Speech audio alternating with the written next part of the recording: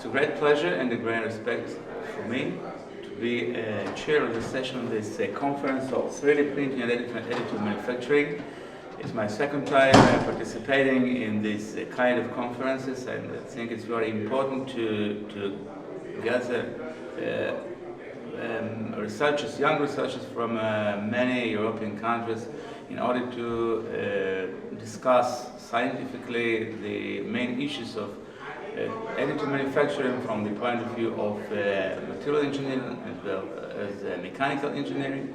And I hope this conference will significantly contribute to overall knowledge in this important branch and to bring us to the more industrial implementation of additive manufacturing in European industry. Thank you so much.